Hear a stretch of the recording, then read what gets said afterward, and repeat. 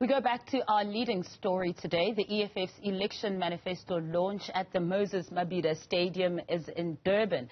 And for a broader analysis, we're now joined by political analyst Professor Bheki Mngomezulu. Professor Mngomezulu, thank you so much for joining us at News at Prime. Once again, the EFF flooding their venues, not disappointing there. What did you make of this election manifesto? Thank you very much, my sister, for having me, and good evening to your viewers. Yeah, I was dispatched by my boss at Nelson Mandela University to come and watch this election. This manifesto launch at Moses Mabhida. No, it was a very good atmosphere, I must say.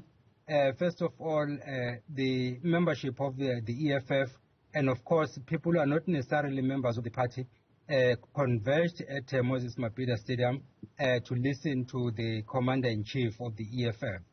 One thing that I noticed very well was that, first of all, the manifesto came in two versions.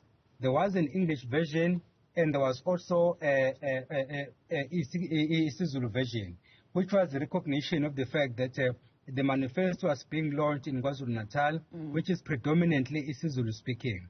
Secondly, when Julius Malema started addressing the masses, he paid salute first to the Zulu King, King Mngomezulu Zulu, and all other traditional leaders, which was a good sign that, of course, he shows respect, because in KwaZulu-Natal, if you don't respect people and you don't respect the traditional protocol, you might as well forget about winning any election. So it was very wise of him to do those kinds of things.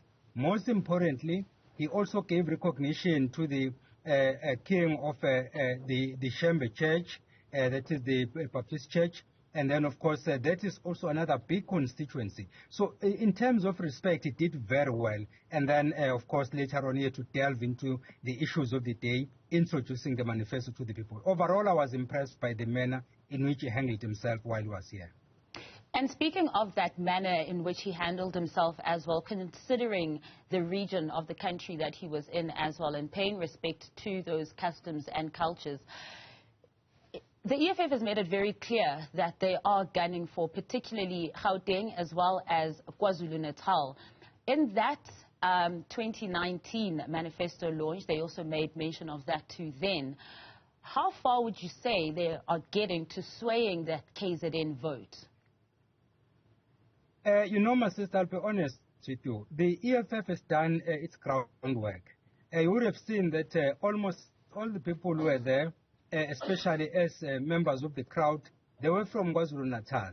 And they did this deliberately because the understanding has always been that the EFF does not have significance in KwaZulu-Natal. So if you heard him speak, he introduced a number of regions or branches where his members were coming from, all the way from the south, right up to the far north, Mkhanyakude and all of that, which was basically a sign of saying that even if we don't pass in people from other provinces, we have significant support in KwaZulu-Natal, which is why the stadium was filled in that manner. But having said that, in the 2019 general election, the EFF is one of the few political parties that did very well, of course, together with the IFP, because both the IFP and the EFF have been on the upward trajectory together with the Freedom Front Plus at national level. But then they also managed to get more seats in the KwaZulu-Natal legislature. And this time around, they were on the verge of doing that together with the IFP. Unfortunately, the emergence of Umkhonto weSizwe has disrupted most of their plans. So even if they do continue to grow as they've been doing in previous elections, I don't think they are going to grow enough because of this Umkhonto weSizwe factor. Because truth be told, it is not only the ANC that will be negatively affected by the emergence of Umkhonto weSizwe. Other political parties too will feel the pinch, including, of course, the IFP, which in my view was going to contest the election in KwaZulu-Natal better than it did last time. In fact, in my own calculations, it stood a chance of reclaiming the control of KwaZulu-Natal. But with the emergence of Umkhonto weSizwe, yeah, it will still do well, but I don't think that it will do well enough to run the province alone. The same then applies to the EFF. I foresee that it will still do well, but not well enough for it to run the government. The one thing that I can conclude with on this point is that if we look at the numbers if the numbers were to translate into votes, then we would say with confidence that definitely the EFF will do better. But unfortunately, that is not the case. There are people who come to the stadium for different reasons. Some for T-shirts, others for the vibe that is there. You might have seen the music. That was the beautiful music. So some people will just go there for excitement. Others, of course, are not currently registered. Some are not even members of the EFF. So there are many other factors. But overall, I think that in terms of bragging and showing other political contenders that you are forced to be reckoned with, they won that one. I mean, what's undeniable is that growth. Looking at those numbers in 2014, that general election securing 6.35% to over 10.8% in the 2019 general elections. Now, you mentioned, you know, the emergence of Mngomezulu as well. That could disturb the EFF plans, which it does appear that the inception was to rather disturb the ANC. But a domino effect, or a ripple effect rather, would be that other parties would also feel that pinch. But, Prof, we are in a domain of coalitions now. Post-elections, do you foresee in your political crystal ball talks of coalitions between an EFF-type party and an MK-type party? In fact, such a coalition is more plausible than the coalition between the EFF and the IFP.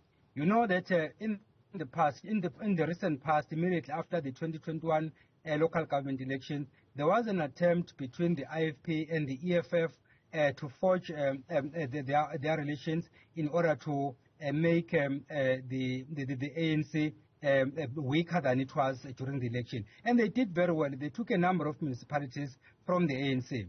But then, of course, that marriage was short-lived, which is the nature of the EFF. You strike a deal with the EFF today, it doesn't mean that tomorrow it will still be standing, because they have their own demands and they have their own way of doing things. And they don't seem to care, really, because in the stroke of a minute, a memorandum will be sent to all members of the EFF that you must de-link with that political party. That is what they did with the IFP. But as for the EFF and Mngomezulu, in my view, there is a better opportunity for the two to come together. Truth be told, when Malema left the ANC, people are under the wrong assumption that former President Zuma is the one who expelled him. The reality is that Zuma did not want Malema to leave the ANC. And his arguments were very clear. He said this gentleman is still young and he has potential. So instead of chasing him away, we must keep him and groom him. And then secondly, he said he might be a danger, he might pose a danger to the ANC when he's out there than if he were to remain in the ANC. But of course, Zuma was not listened to, or he was outvoted, because the ANC, like all other parties, they work on a democratic principle, the majority rules. Then eventually Malema was kicked out, and then the rest is history. So if you look at that, and then also consider the so-called Nkandla Tea, where you saw Malema having a cordial relationship with former President Zuma, my assumption then is that there is a possibility that MK and the EFF could in fact come together with relative ease than between the ANC and the EFF, or between the EFF and the IFP, for the reasons I've just stated. And now they do have that common enemy with the ANC. But let's take a look and unpack some of the promises that the EFF leader was making today, remaining consistent on the issue of land, Section 25 of the Constitution, land expropriation without compensation, of course talking about jobs and ending load shedding for Eskom. What were some of the highlights that you noted from his manifesto launch, from the party's manifesto launch this afternoon? The first one is consistency, as you have just alluded. And if you look at the motto that they've adopted, it says land and job, our land and jobs now, and then do away with load shedding. And they hit the nail on the head, because until you address load shedding, you will never achieve anything. There will be no job creation. You cannot also jumpstart the economy. There is absolutely nothing you can do until you address the load shedding issue. Remember that just the other day, when the president delivered the State of the Nation address, he told the nation that eventually the eradication of load shedding is now on site. Less than 2 hours later, we moved from stage 2 to stage 3. The following day, we moved to stage 4, and now was sitting in stage 6. So then the question then is, did the president make himself a mockery through that speech? And then when he was interviewed by some of your colleagues yesterday, he changed tune, and then he said, well, when they asked him a straightforward question, when is load shedding going to end? Then he said, no, it's very hard to say because you are dealing with machines, anything is possible. So for the very first time, I appreciated what the president did because he was for the first time speaking the truth. Instead of saying that load shedding will end by date X, knowing very well that's not going to happen. With Malema, he says that they are going to address this issue of load shedding, and then he indicates how they are going to do it. Of course, it's not going to be an easy task, like he said, within 6 months. I'm not sure if it's possible, but the intention is there.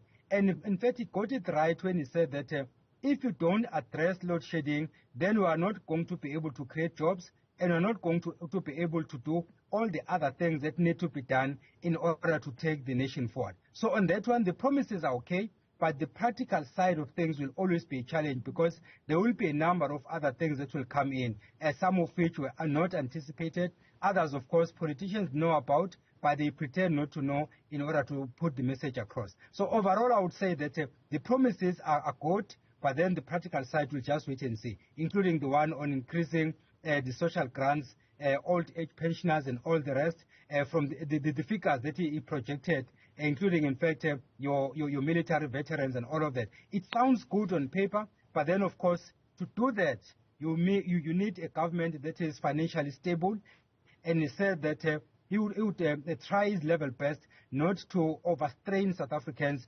through all the forms of tax, VAT, and all other kinds, but then stick to one form and then make sure that you use the money correctly instead of being engaged in corrupt activities, because that's where the bulk of the money goes. South Africa doesn't, in fact, need money from outside, the IMF or the World Bank. We have money. Otherwise, why would you steal money that does not exist? Money is there. The problem is that we are not using it correctly. If we were to use it correctly, any political party can lead us. Speaking of the matter of how, he also mentioned millions of job creation, mentioning, in infrastructure, in security as well.